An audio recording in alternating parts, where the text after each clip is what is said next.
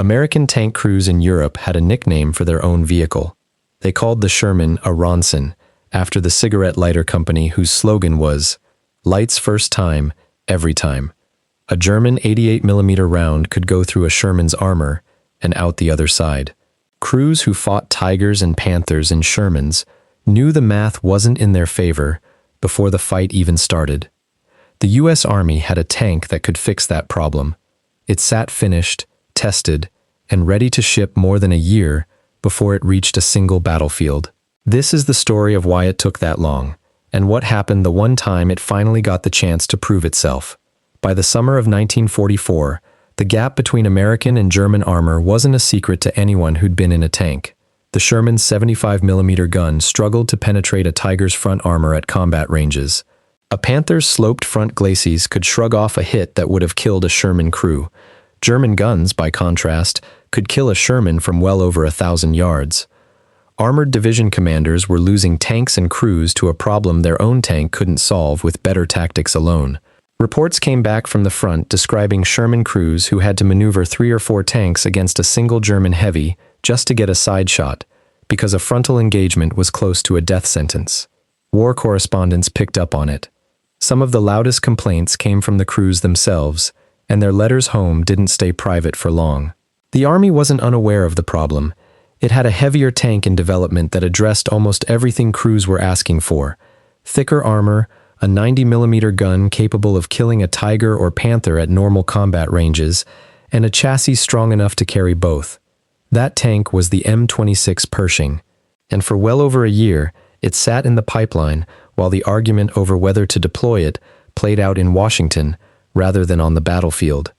The delay wasn't a manufacturing problem, it was a doctrine fight, and the man at the center of it was General Lesley McNair, head of Army Ground Forces. McNair's doctrine held that tanks existed to exploit breakthroughs and outmaneuver infantry, not to slug it out with enemy armor. Under that doctrine, killing enemy tanks was the job of a separate branch entirely. Tank destroyers, purpose-built vehicles with powerful guns and light armor, designed to ambush and retreat rather than trade blows. McNair believed that arming standard tanks like the Sherman with a bigger gun and heavier armor pulled resources and priority away from that model, and he resisted the Pershing's push toward mass production and deployment for exactly that reason. The result was a tank that existed on paper and in prototype well before it existed on the front line. Some accounts put usable Pershing prototypes as ready as 1943, over a year before any reached combat in Europe. While the debate continued in Washington, Sherman crews kept fighting Tigers and Panthers with the tank McNair's doctrine said they should be using. It took mounting pressure, including public complaints from war correspondents and the reported losses climbing high enough to draw direct attention from theater commanders, before the Army moved to get Pershings into the field. Even then, the number that reached Europe by early 1945 was small. Roughly 20 combat-ready M26 Pershings arrived in time to see action before the war in Europe ended, split among a handful of armored divisions. One of those divisions was the 3rd Armored Division, and it was about to get the Pershing's first real test. On March 6, 1945, in the shattered streets of Cologne, a Pershing crew from the 3rd Armored Division turned a corner and found itself looking straight down the barrel of a German Panther. There was no maneuvering room, no flanking shot, no time to set up the kind of multi-tank ambush Sherman crews had learned to rely on. It was a straight fight in the open, gun to gun, at close range. The Pershing fired first. The round went through the Panther's front armor, and the exchange was over almost as fast as it started.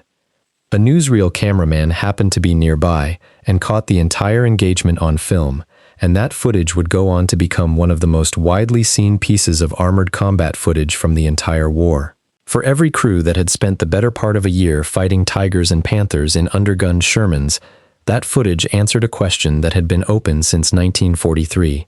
The tank could do the job. It always could. The M26 Pershing arrived too late to change the outcome of the war in Europe. Fewer than 24 saw combat before Germany surrendered 2 months later, and the Sherman remained the tank most American crews fought in from Normandy through the Bulge.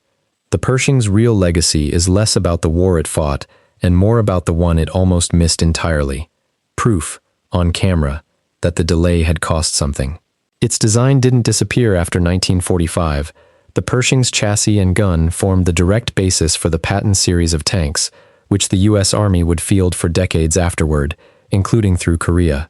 The tank that arrived a year and a half late still shaped American armor doctrine for the next generation. If you want to see how that doctrine fight played out in later wars, the Korean War is where the Pershing and its descendants got the rematch they missed in Europe.